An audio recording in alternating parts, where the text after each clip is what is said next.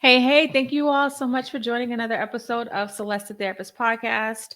My name is Celeste. I'm a therapist from Boston, and I have a really special guest with me. I'm going to have you introduce yourself to my audience. Sure. My name is Dedoceo Habi. Formerly, I am Corporal Wayne E. McCoy of the United States Marine Corps. Okay, thank you for being here and taking time. And I talked to Mr. Harvey about like why this podcast is important, and it's so interesting because the goal for him in coming on is because he wanted to talk about PTSD and making sure people don't struggle alone. And that's literally why I created this platform, is because I recognize like people struggle for so long before realizing and having language to talk about what's going on. So thank you for that. I'm so grateful for you. That's a pleasure. So tell people you're from Georgia. Is that correct? You're from Georgia? Yeah, I'm a Georgia boy. Born in Savannah, Georgia in 1963. Mm-hmm. To a mom, family of five. Five. Ultimately, there were five kids and my mom. Mm-hmm. Um, we had a very modest upbringing. I talk about a little bit in my book, Mm-hmm. where life was just one adventure after the other. That's where I was. I was a very curious kid. I found humor in a lot of things, actually, pretty much everything. And ultimately, I got in trouble because of it. But life was the adventure. Had a great family. My siblings we had a great relationship. My mom was a single mom, of course, living Mm-hmm. in Savannah. So there was struggles. And then from Savannah, at about the age of 6, we moved to New York City. Oh Lived in, wow. yeah, we lived in Manhattan for about 4 years. Mm-hmm. Um, and then we came back down to Savannah where I stayed until I went to the Marine Corps pretty much. Oh wow, so interesting. So I'm from Boston, and at 15 I moved to Jessup. You're familiar with Jessup. But I hate that Yes, in Georgia, yeah. everybody in Savannah or around Georgia laughs when I say where I live. They were like, "Oh my Yeah, gosh!" yeah. Like, See, that's seed from the Sawyers, the Sower. They used to have a religious broadcast my mom would listen to all the time out of Jessup. oh wow, yeah. So I'm very familiar with Georgia, and it's so funny because in Boston, the military is not really in our schools, or we don't. It's not really known for us to join like that up north. But Hmm. down south, they were all up in schools, and I ended up joining the National Guard Good for at you. 16. So that was an Wow. interesting time. Thank you Uh, for your service. thank you. So now you went from Georgia to New York, back to Georgia, single mom. Hmm. But you guys, things were you guys were close. And Hmm. at what point did you decide you were going to join the military? Oh, that's a good question. So growing up in poverty, one has to choose what they want the rest of their lives to be like. Yeah. And I knew that the way for me out of poverty was education. Hmm. So I had gone to Savannah State College for approximately 2 months, but it was just too much because I was walking. And it was about a 6 mile walk from my house to school. And it could be very cold and very rainy in Savannah during the winter seasons. And it just became too much. So about that time when I was getting frustrated with all this walking, a friend of mine from high school, a gentleman by the name of Donnell Legree, had just come back from the Marine Corps from basic training. And the moment I saw him, I knew that that's the route for me.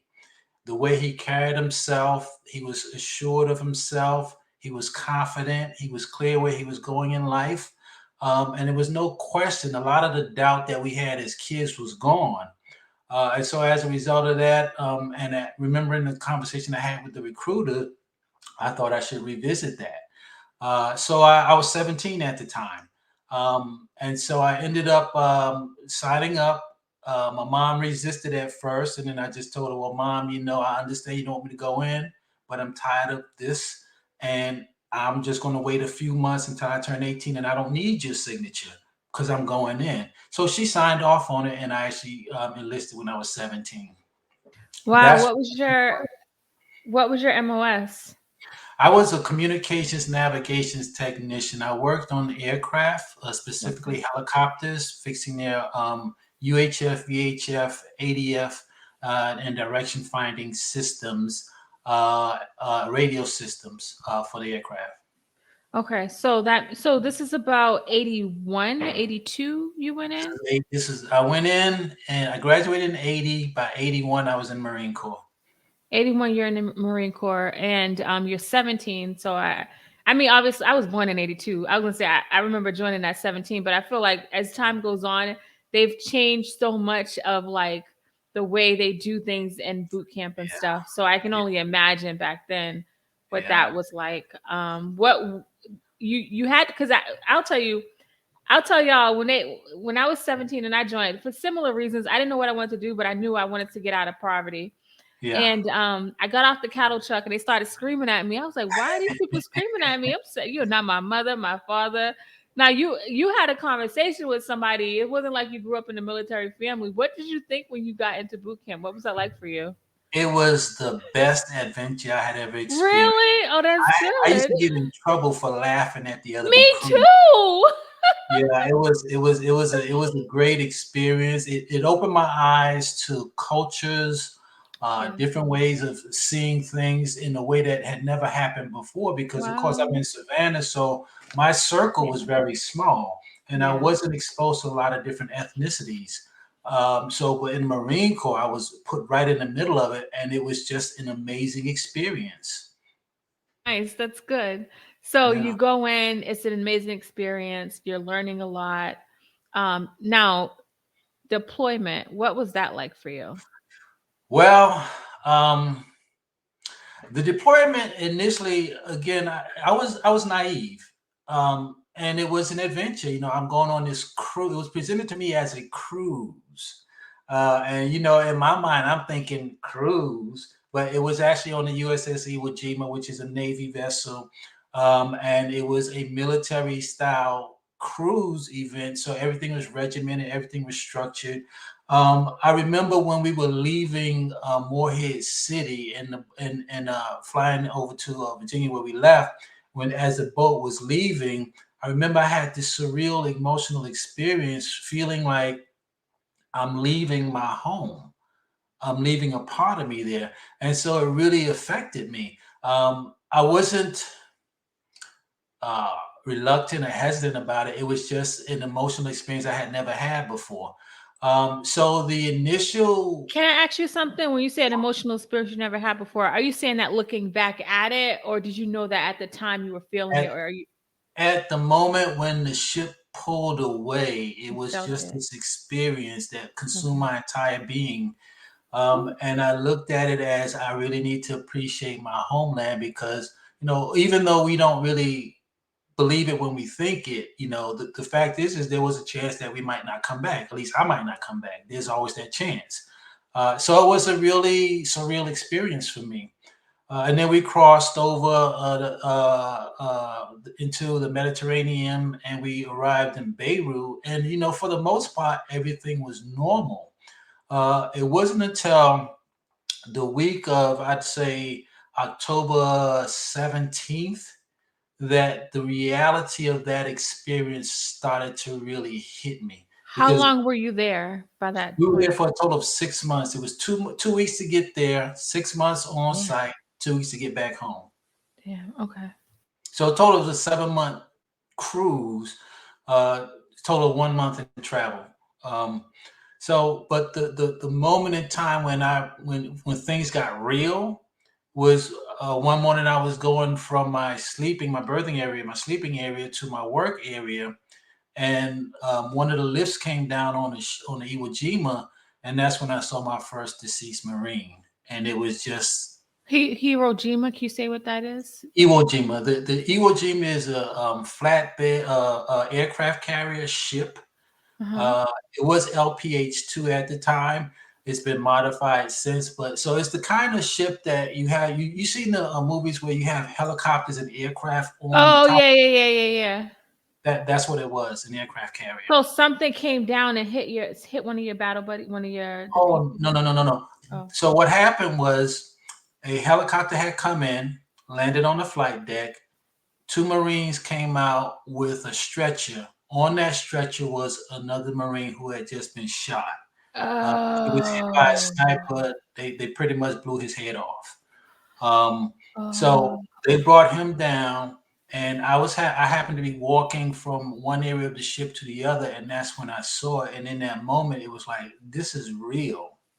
Now I was 18 at the time this occurred. And so Oh. it was just a very real, excuse me, 19 at the time this occurred. So it was a very real experience for me in that that's my first exposure to a battlefield death. Prior to that, there had been some mortar rounds had come in that had wounded some Marines, and I got a chance to meet some of those Marines as well. But again, that was after the fact, and they were alive and well, and just got patched up and went back to it. But this particular Marine that I saw on this day, he was already gone. And something like that, like somebody experiences, like walking by, like seeing somebody's head blown off. It's like, oh, let's go to therapy or let's like talk about it. But where That you're, what that didn't happen, right? It wasn't no therapy. during that time in the Marine Corps, the notion of mental health was something you never talked about. As soon as you did, you got flagged and you were a suspect, if you will. And so we never talked about it. Our thing was, you just do your job and keep moving, do your job and keep moving. And that was how it was. Okay, so this happens. I didn't realize, like, shortly after you enlisted, you pretty much was um Yeah, shipped away. 2 years, within 2 years, I would say about a year and a half of my enlistment, I was on the ship headed to Beirut. Yeah. So now you see that happening, it really becomes real for you. And what is the rest of your stay looks like while you're there? Well, so for a solid week prior to 23 October, which is when the big event happened, the terrorist snipers were really, really active and they were picking us off, sometimes one a day, sometimes two a day, but they became more active. And then on the morning of the 23rd, that's when it got real serious. That morning, I remember seeing this huge plume of smoke coming from the land because I was on the Iwo Jima at the time. And then all these helicopters started leaving the ship, and then a bunch started flying towards the ship. And in no time at all, the entire internal flight deck of the Iwo Jima was filled with Marines who were wounded or dying. And this was like, I want to say it took about 6 hours to process all the Marines. On that morning, terrorists drove into the BLT, the Battalion Landing Team Barracks building. It was a four-story building. They had over 22,000 pounds worth of explosives, and they flattened the building. They killed 241 service members in one moment in time. And then ultimately, as a result of injuries, that number rose to 272. Damn, that's crazy. Yeah, it So was. you know some of these people like that are getting I right. had Like when I had interacted with many of the Marines. One of the things I did on the ship was I was also a barber. So the Marines would come in on ship, and they would be assigned to me, and I would cut their hair. Or when we would go inland, just to maybe take some time or tour the area, if you will, I would interact with the Marines then. So a lot of these guys I had passing relationship with. I don't know if it's fortunate, but I did not have a personal relationship with any of the guys who we lost. However, now I have a number of different personal relationships with many of the survivors. One of my best friends was actually in the building that got blown up. He had both his legs broken and some burns to his head. He survived. He lives about an hour away from me, and we talk almost every day. Um, Through that relationship, I was able to reconnect in a way that I didn't realize was so important to me. And it's really helped me to move my agenda forward as well. wow, one of the I had a therapist come on and she talked about how when trauma happens, sometimes we get divorced from our bodies. Is it accurate to say that like you're in the middle of this war and you had to escape from your reality in order to like survive? Does that sound like an accurate description? That's one way of looking at it. For me, it was there was definitely a disconnect that occurred. It was an emotional disconnect because I became so furious, so angry when I realized what had happened that I wanted to just shoot everything. I wanted to go in and get all of them. Unfortunately, we were not allowed to do that because we were there as a part of a multinational peacekeeping force. So our rules of engagement were very strict. In fact, when we did go inland, we didn't even have ammo for our M16s. We just had flak jackets, helmets, and the rifle, but no ammo. So for my group, there was not a whole lot we could do to defend ourselves. We had to depend on others. Did you feel any kind of guilt or shame or anything around like not feeling like you could be a part, or you understood the mission and you found yourself being okay with it? From the perspective of how the Marine Corps operates, I did my part. My part was to do my part and support the other Marines, and that's what I did. So I didn't feel, I just accepted the fact that this was the role I had to play in my Marine Corps experience in that moment. Okay. Now, this is happening. It's a total of a 6-month trip, right? Like Mhm. between travel and being there. Are you still 19 when you get back, or are you 20 by then? I got back on my birthday, so I just turned 20. Okay. We got back on December 7th or December 8th. My birthday is December 8th. So Okay. we got back then. At that point, I was already a changed person. I wasn't aware of it. Um, I Tell didn't me want to, what you mean when you say that, just from our audience. I mean, I'm well, sure that you were, but I just would love to hear your description of it. sure, sure. The big thing is I wasn't able to reconnect emotionally to people. Um, and I had developed this deep anger that permeated my very being. It caused me to see threats that weren't there, and it caused me to misunderstand conversations, which caused me to become angry at people that I should not have become angry at them. The biggest thing was normally after you're gone for 7 months, you want to go home, see your family and such.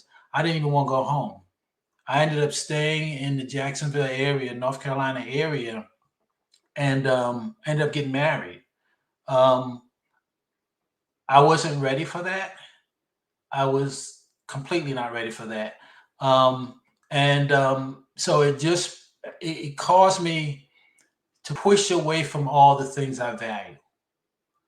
And I remember when I did finally come home, my younger brother told me that something was wrong. I hadn't gone crazy because of my behaviors. And my response to him was, no, there's nothing wrong with me. There's something wrong with everyone else. I'm fine. And that was just the conversation that I had within my own self and with other people for many years until it finally came struck me that no, there really is something going on here.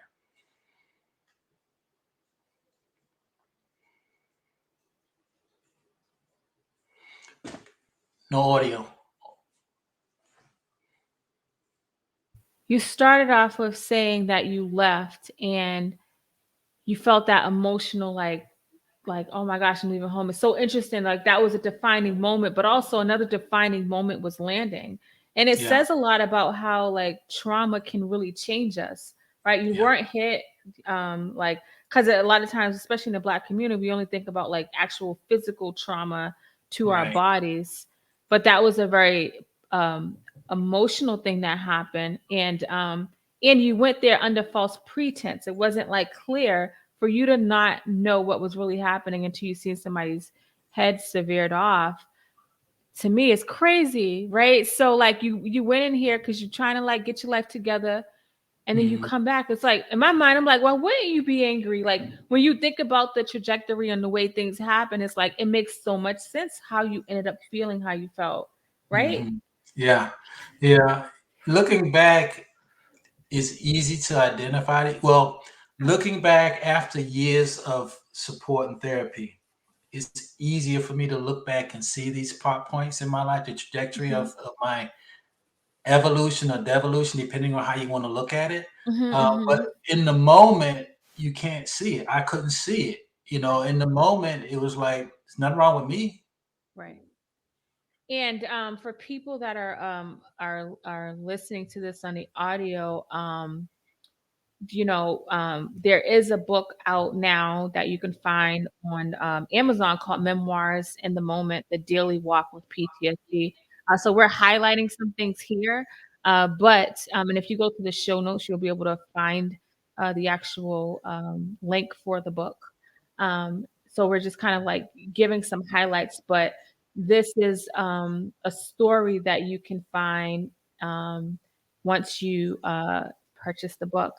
So, and I think that like now your brother's telling you something's wrong with you, you're not seeing it.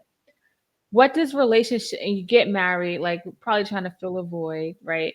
What does relationship start to look like for you? Because your upbringing and the way you describe life and like I seen this guy and I seen his energy. You were a completely different person before you left. I was, With and that relationships now, like not now today, but at 20 years old. so relationships up until the point when I started getting help and really committed to the help have been pretty bad. Um, I've been married a number of times.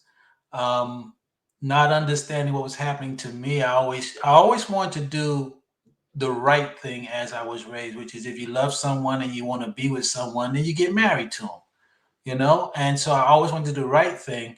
And so when I came back, I was angry. I had a really short fuse. If I misinterpreted something, I was pissed off. If something happened that was a surprise to me, my initial action was I'm angry. So I wasn't one to cooperate in a relationship. I was one to it was my way, and I justified my actions and my behaviors by saying that it was the other person. So I've owned that. I've had to come to a point where I could own it and say that a lot of that was me. In fact, most of that was me, um, and I own it. Right. And I think for people that are going through it and you're not clear on what's happening, it's easy to paint it as if it's something outside of you. So it Exactly. sounds like relationships was one way that you found yourself coping. I know that wasn't a sustainable way, but when you look back, you can see you're trying to fill a void. Was there any other thing you can identify that you was like, you know what? Like I definitely was doing this because I was probably trying to cope with what I was dealing with. You know, the other thing was that my interaction with other people changed. Like before Beirut, I was always the comic. I always had some wisecrack, some joke. After Beirut, I ended up getting moved to the midnight shift because I was aggressive. You were Uh, still in the military by this point? yeah, I was still in the after Beirut. I still had a year and a half to go in the Marine Corps. Oh, okay. So I ended up getting moved to the night shift because I wasn't engaging with other Marines the way I had previously. I could do my job, I could function doing my job, but as far as my interaction with people were concerned, it was a whole different scenario for me. And you guys didn't have like any kind of mental health check when you got back, right? I know that. I know it's just Oh, baffling to me, but it's crazy that like I mean I know they're doing a lot better now or trying to, yes, yes. um but mental health like saying I'm struggling would pretty much be like shooting yourself in the foot, right? Like Pretty much that you're would out. be a weakness. And it was Whew. just something that Marines didn't do during that time. We just did not talk about anyone who had a mental problem was labeled as such, and ultimately they ended up, for the most part, leaving the Marine Corps. Wow. So you're in there for another year. Do you decide to get discharged or what happens after that? It was time for me to go. I You knew knew, that? yeah, I knew in Beirut after that I wasn't going to stay in the Marine Corps.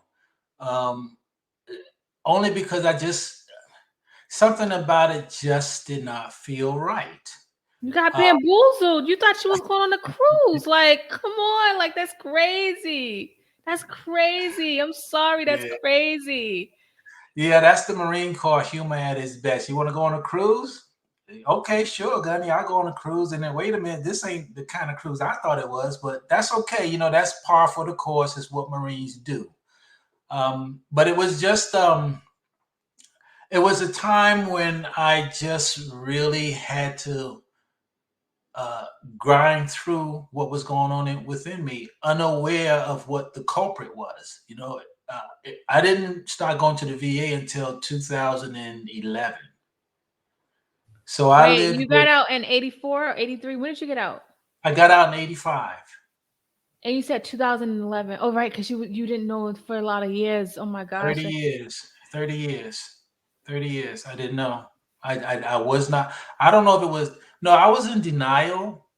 Um, I was in denial and I wasn't aware that I needed to go and see someone. Yeah, they don't Um, talk about it. People don't talk yeah. about this stuff. Um, I had been suffering from nightmares, night tremors, and all this stuff for years. I wasn't aware that that was happening to me. I did remember I had these nightmares that would cause me to like jump up out of bed, and then I'd be up, for the next 24 hours wondering about stuff. But I could never connect to what the nightmare was. Wow. It was only until after I started going through therapy and talking about some of these different things that things started becoming clear to me. Okay, so just so if people that are listening, he's in the military. He realizes like I don't want to be in there no more. He gets out, but then he has to deal with life. So, and you can find this in his book, but relationships are severed.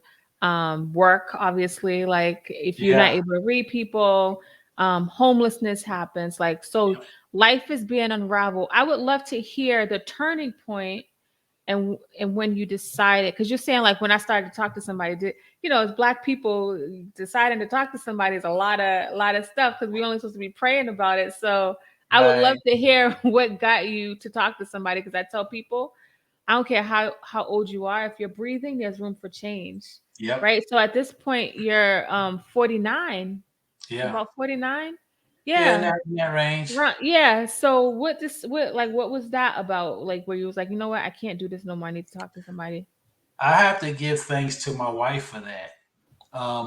My wife was able to speak to me in such a way that I emotionally and intellectually understood the impact my demeanor was having on her in our relationship. Um, this happened because Wow. um, she was trying to wake me up from a nightmare, and she got too close to me. She put her face too close to mine, and I tried to bite her lip out of my Yeah. sleep. And I Dang. realized then that, okay, there is definitely something going on. I don't understand this. And so she said, maybe, honey, you can go and talk to someone at the VA. And that's all she said. But how she said it and just the way she engaged me, I could see the caring, I could see Hmm. the concern, and I could feel the respect she had for me. And Dang. so as a result, I said, okay, I'll go talk to someone. I'm gonna do the Hmm. right thing, go talk to someone. And then so I walked to the local vet center, and then we had a conversation. And then by the end of that conversation, the therapist, the counselor said, "We're gonna have you back here in 2 days. We're gonna meet twice a week. There's definitely something going on, and we need to understand it." And so that's how things started with the VA. Wow. Um, in short order, I got my diagnosis of PTSD, mood disorder, and depression. Got it. And Um, go ahead. go I was gonna say, hearing that, what does that? Because yeah, your wife told you to go, you go, and you're talking to these people, and you're hearing these diagnoses. The first time you're hearing it, like, but my heart breaks because it's like so many people, even, for people listening, you don't have to go to war to have these experiences. There are right. people that have these experiences from like growing up in the hood or growing up in a home where Yeah. there was always trauma, right? Yeah. And luckily that person you met with was able to, like, because sometimes people, they talk to somebody, it's a bad experience, and they dip out. So like Right. thank God that it was somebody who was able to see you and hear you. Yeah. But when you hear like PTS, all this stuff, like, are you receiving it at that point? Are you just tired and you just like, I need to listen, or what At happened? that point, it was a really tough pill to swallow, because we pride men, me as a man, pride myself for my independence and my mental prowess, if you will. Um, And so to hear that I've got these things happening in my head, number one, it caused me to feel like, am I crazy? Am I less than? What is this about? Am I inadequate? So ultimately, I started to feel really upset about it. There are days right now that I still don't believe it. That's just a function of my mind, I guess. I'm aware that this is my diagnosis. I'm aware that my behaviors support the diagnosis. Um, but I just find it hard to, sometimes I find it very hard to acknowledge that because I don't want it to be a weakness. And I don't want to feel like, quote unquote, there's something wrong with me. And the fact of the matter is there's something right with me, not wrong with me. I've taken the steps, I've taken the initiative, I've owned it, and I've benefited from that in ways I never imagined. And I look forward to my continued benefiting from my work to become my best self. I love that. And just for people listening, because so that they understand is I love the fact that because it's like you've gone through this healing journey since 2011, right? Yeah. And I want people to know we're always going to be on that journey. Like what has happened is always going to be a part of you. The way we were brought up, I was brought up in church to pray and to not talk about things, right? And Mhm. I thought therapy was only for white people, and I thought Mm. that if you went, you were crazy, right? There's these messages that we've learned over the years, whether it's through church, home, or TV, Yeah. we don't know. And I think that even though logically you know now, there are going to be moments where you might second guess yourself, and that's what he's trying to let you know. It's like he has those moments, and that's okay, right? Like, Yeah. but you're still doing the work. Yeah, you Um, have to. You have to. mhm. And the benefits are just tremendous. Um, you know, for many, many years, I lived without feeling. That's a You hard way know, to live too, man. yeah, and it was Mhm. total Mhm. misery, mental Mhm. anguish, the whole nine. And so it wasn't until I started doing the work of trying to understand what was actually happening within my own self that I was able to reconnect with feelings of happiness, of Mhm. love, Mhm. of Mhm. contentment, all these things Mhm. that most people do naturally. I had to do the work to reconnect to that. And even Mhm. now, there are Mhm. days when I don't feel. I just learned that that's okay. Mhm. I know that I can go through the actions of demonstrating love and caring, Mhm. uh, and I can continue to work on myself. Yeah, that's good. And for I like to use these moments as education points because um I think storytelling is powerful, like I told you before. But when Mr. Habib says he wasn't feeling for so many years, because of what happened, he had to not feel, right? That was the way he survived. And whether you went to war, whether you grew up in an environment where it was traumatizing, whether you grew up in a home life or a school or a system, even just some people, the system in America as a Black person is traumatizing, right? So you become numb, and that numbness actually protects you. It's there, like our bodies are actually pretty dope because it allows you to survive, but Mhm. then like you lose parts of yourself, right? Right. You can't connect. And I think trying to integrate and reconcile and reconnect is a very grieving process, because Mhm. now you're feeling things, not just the good stuff but the hard stuff that you never felt before. So Yeah. both ways hurt, right? Like being numb hurts, taking time to feel is going to hurt. But I think the difference is that you are in control now, right? I know Yeah. you have moments where you don't feel you're in control, but at baseline, like you're in control, and it doesn't, like when I said that has to be a hard thing to not to be so numb, because you're giving everything outside of you the driver's seat.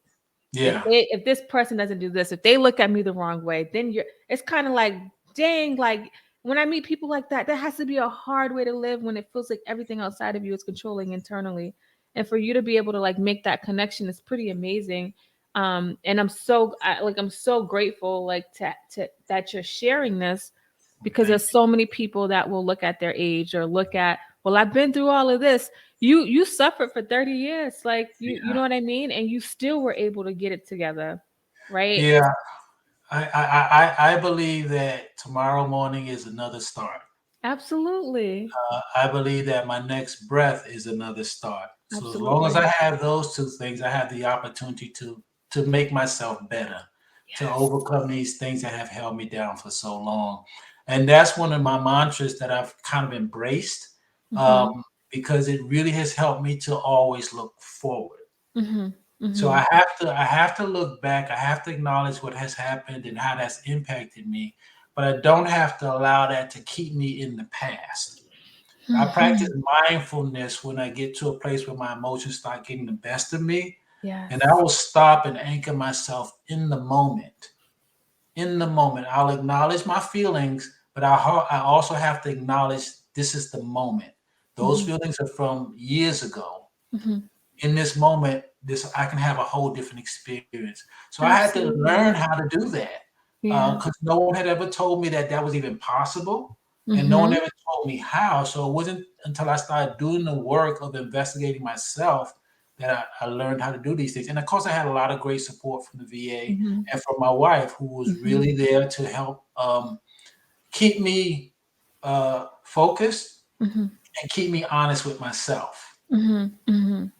I love it. And for my longtime listeners, you've heard me say this before, but when he talks about the moment, the reason why it's powerful is because our mind doesn't have concept of time. So the nightmares he was experiencing, all of those things that were happening, is because his mind's like, "Yo, we got to stay on alert." But he hasn't told his mind that, oh, we're no longer in war. Like, we know logically we're not in war, but our body is still in that state of mind because it's protecting us. And so, Yes. like, the powerful thing about mindfulness and being grounded is that you can actually see, like, oh, okay, I'm here, I'm okay, it's okay. But if Yeah. we don't make space to be mindful, we're either going to be worried about the past or living in the and sorry worried about the future or living in the past, and doing that is a breeding ground for anxiety, a breeding Yeah. ground for like everything outside of you controlling you. That's why that's so powerful that he has learned to do that. So good. Yeah. Yeah, what you're saying is so spot on. Yeah. I think, when I learned it, people assume PTSD is only, you just happen to be a veteran on Right. here, but I think people have only associated it with the military, because Right. it happens so, unfortunately, so often. Um, but I have so many listeners, whether they're a veteran or not. I want them to know, like, the things that you're talking about can happen to us all, Yeah. right? Yeah. Um, Trauma is trauma. yep, If it's sexual abuse, if yep. it's someone beat up, if you saw your best friend get killed, you're traumatized by that. So if you don't have the right kind of support when these events occur, you carry it onward in your life, and it ends up consuming you. Yeah. It causes you to put yourself, you're on guard all the time. You're seeing Mhm. threats that don't exist. You're not Mhm. able to come to terms with the past hurts and forgive Mhm. because you're so caught up in the emotions of the past. And Mhm. this trauma is just is consuming your spirit, and it's Mhm. informing your mindset in a way that causes you to push people away. Mhm. So you have to do it, trauma. And I always say you can't look at any two people who suffer from Nope. trauma and The same. determine which one has the worst trauma. Mhm.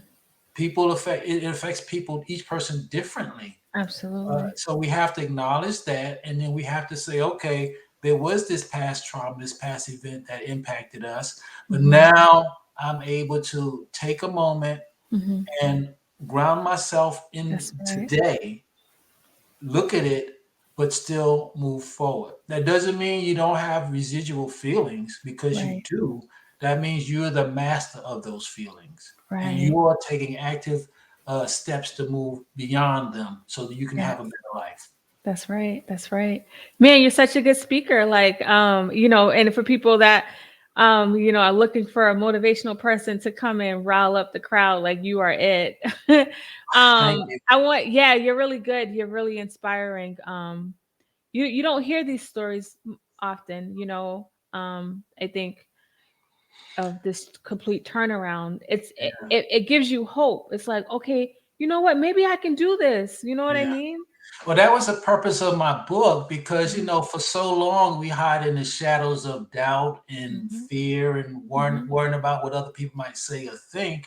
mhm. And what that does is that becomes your prison. That's right. That was my prison.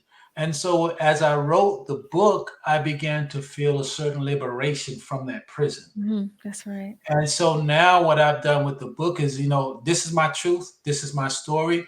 I'm Yes. here to share this with you so that hopefully you can pick up something that I might say that will help you in your journey. Or at the very Mhm, least, you will know that you're not alone in how mhm, you're impacted by this trauma, whatever that mhm. trauma might be. You're not alone. You're not alone. Because that was for so many years, I felt no one understood. I'm alone. Absolutely. No one Yep. understands. But the good news is that when you start doing the work, you will find that there are people who do understand and they can That's become right. part of your team. That's right. That's right. So true. I want to read this sentence that and I just kind of because you know, I really hope like what you just said. I have no follow up because it's so dope. Like I hope people know like you're not alone and you can do this. I just want to read what you're quoted as saying is you have the strength within you to overcome that which seeks to defeat you. Yep, And this is a message that you want people to know. that's right. um and it's like your purpose is clear, like as you talk and as you share and just like reading the book, like your purpose is very clear. Thank It you. wasn't in vain what has happened. And I would love for you, for somebody that's listening right now, um if you would give them something to hold on to, if they're like moved by your story or feeling like, man, like that's me, what would you tell them right now, I today? would say whatever step the universe or God or whatever you choose, however you choose to believe, whatever step is presented to you next, regardless of how small it might be, take it. That's the only way out. Is you have to take the small steps. You don't get from where you are to where you want to be overnight. You have to do the work. It's an investment in yourself that can be scary, but the rewards are so tremendous, it's worth the fear. So you have to take that next step. So, for instance, if someone is saying, well, maybe you should talk to someone, not your family member, but maybe you should talk to a therapist, maybe you should talk to a counselor, maybe you should talk to a preacher, a pastor, whatever. Take that step because every step you take provides more information, and that information is what helps you to build what you need to move beyond the trauma. Hmm. That's good. That's really good. And I just want to share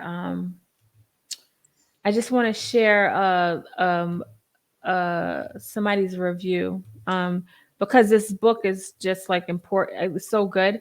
So this is a review from somebody, and she named it "To Face and Embrace PTSD." Um, and so if you're on YouTube, you can actually see it. But it says a passage that struck me while I was reading one evening was a recollection the author had with his mental health practitioner, Vicky. And so in the book, you say, during one of our early counseling sessions, I said something to the effect of, and I quote, when this is finally over, Vicky listened carefully and then explained the truth of PTSD. She told me PTSD never goes away because once the trauma has been exposed to the brain, it becomes a permanent fixture in the psyche. She mentioned we hold on to all the memories we have of life, but the ones associated with the very bad or negative events become more dominant in guiding how a person perceives life. She went on to tell me we can learn to manage it, but we cannot stop the thoughts from entering into our heads. And so this person writes, it's truth that I've been avoiding. After reading this passage, I put the book down and I had to excuse myself from my family as I retreated to a room to deal with the very raw emotions this passage incited. I broke into tears because I knew that every word was true. We will have to live with our trauma for the rest of our lives. Our bodies and minds will remember what happened to us and will somehow, in some way, and in some form, remind us of the pain and suffering. It was disheartening truth at first, but in this memoir, Dedoceo discovers that this truth is also survivable and acceptable. This memoir describes a journey through life involving PTSD anger, betrayal, forgiveness, and love. I encourage anyone living with PTSD to read this book in hopes of recognizing that they are not alone and the PTSD can be embraced in healthy ways. Yeah. So I thought when I read that, I thought that was an important thing to share, Thank you. because again, your storytelling, right? And whether you're reading the book or listening to this, it's like you can feel the energy from the screen, and yeah, I'm just grateful for you. So Thank you. is Thank there you. any like last words or anything you want to tell people? Don't forget, you can find the book on Amazon. There's a link in the show notes for the book. Mhm. I would just say that we're none of us are alone. We may feel it physically sometimes, even mentally, but I've learned that in the walk of life, while each of our journeys is a separate journey that we must walk alone, we can always look to our right or to our left, and there's always going to be somebody walking at the same space where you are. In Yeah. other words, there's always someone else out there who's where you are, who can help you, keep you company as you make your next step forward. So don't give up on yourself. Know that you are deserving of happiness and love and Mm-hmm. contentment and peace in Mm-hmm. your life. And Mm-hmm. know that you can make it happen for yourself. Mm-hmm. You just have to make the choice to do so every time the temptation not to do so occurs. Yes. That's not to say you won't slip, because we all do, and it's a process, but you can always get back up and start over. Yes, I love it. That's I can't follow that with nothing other than you can find him on Facebook, Amazon. You can reach out to him via email as well. Yes. And I will have that link. I will have all of that in the show notes for people to Thank you. click on. So thank you so much for your transparency and allowing yourself to be used to help other people in this process. It's an honor. It's the least I can do. I love my community. I love my country, and we have to heal each other. We have Yes. to. We have to stop hiding in the shadows and step up and embrace our power. And that's Yes. the power of truth. Yes. Thank you. You're welcome. Thank you for having me.